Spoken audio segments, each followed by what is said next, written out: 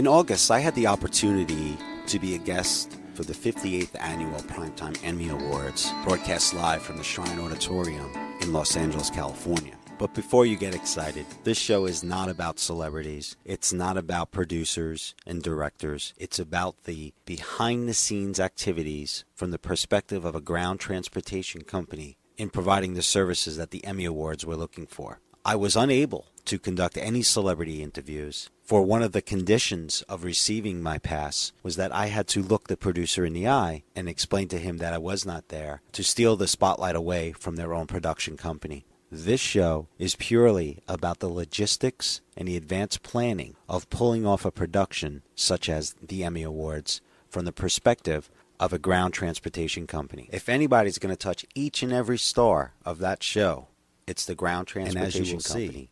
There is none finer than Empire CLS. I met with a number of key staff and personnel to learn more about what goes into the planning and the logistics of managing a show such as the Emmy Awards, where there simply is no room for error, where your clientele is perhaps some of the most demanding to cater to, and where everything simply must go without a hitch.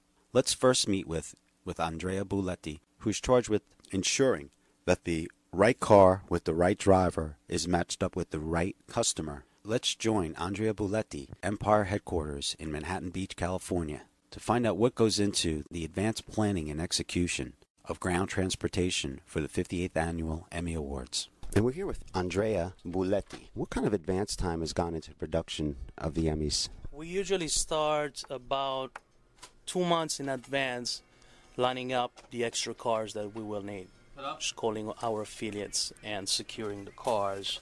So that's the first step. After that, we start doing, making logistic meetings where we decide how the show is going to be run. So that's when we start thinking about it. It's when we decide to get 2 different parking lots for the accounts, because we know how many cars we will have. And after that, I would say in a month in advance is when really production starts, and we start getting manifests and orders from our clients about 2 or 3 weeks in advance, depending on the accounts. And you mentioned affiliates. I'm sure you have high standard and criteria to be any sort of affiliate. Yes, we do. Since we do a lot of events, I'm always spot checking them on the field, keep the standard the same as the CLS standard. So if we notice cars that are not up to standard, we send them back home. What is your exact title and role in the company? Meeting and events manager, Western region. I oversee meeting and events in all the Western region of the U.S., in San Francisco. All of those low-profile events like the Emmys and the Oscars and the Grammys and whatnot? Yeah, a lot of movie premieres. And I actually have a list of about 80 events that we did since from September 2005 until now. I guess at this point, events are seeking out CLS because of your history and your track record? Yes, you establish a relationship. It all starts with Felix, who is, is very well known in the production world. And it's also, we reinforce that you will see, if you're going to see more than one event that we're doing, you would see probably a ratio of 3-to-1 as far as CLS opposite other companies. Well-staffed and well-represented. Andrea, what do your clients ask for when they make a reservation? What they want is the driver, mostly.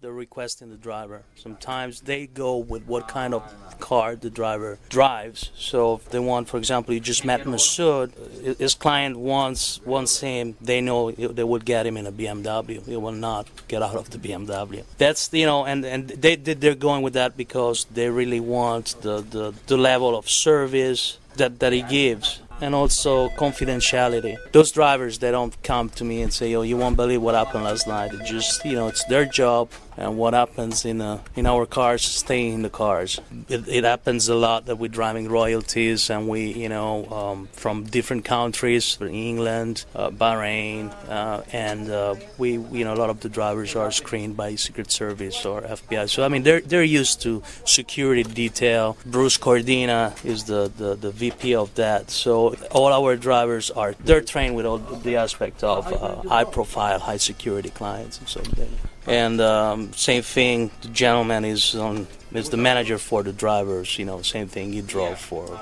Carolina of Monaco, and a lot of other celebrities, Nick Cage. And Are your drivers trained in self-defense? not all of them, but we do have, upon request, we can get the officer of law enforcement or people who have military background to drive. As you can see, pulling off such an event is no small task. There is little to no room for a non-team effort.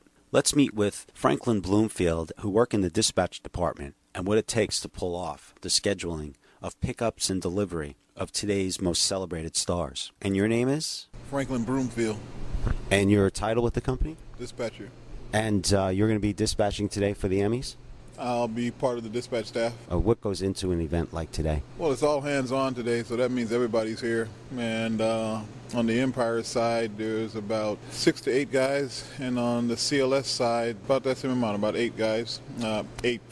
Ladies and gentlemen. And this work is that we're dispatching today. It actually started being set up almost 2 weeks ago. And on top of the Emmys, you have your normal general audience business that you have to cater to as well. That's a pretty monumental task. How do you manage that logistically? A lot of teamwork. A lot of teamwork. We have to, everybody has their job, and it gets filters down to us. The managers and some of the logistical folks that are assigned to putting the event together, they'll come to us and ask us about some of the drivers that are experienced on some clients. Some clients are requests we can't farm out. Today we're total double or triple capacity at this point. And the way we do it is one ride at a time. Now we're taking a lot of the Emmy accounts. We're also taking HBO. And then there are folks who have nothing to do with the back end of the show. They're just spectators. They just want to see the show.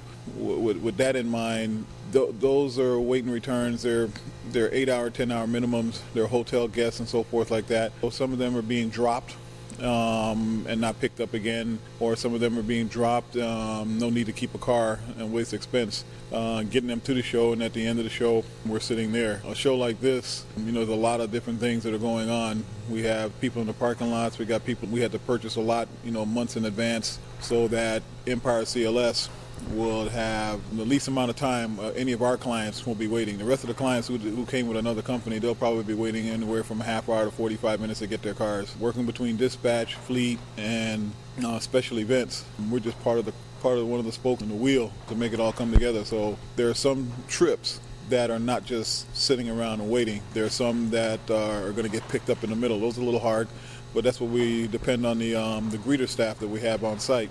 One of the best in the industry, Oscar Williams, heads that up. We do better than some in getting and collecting our clients at the end of the show. Yeah, not all of them are just as directed.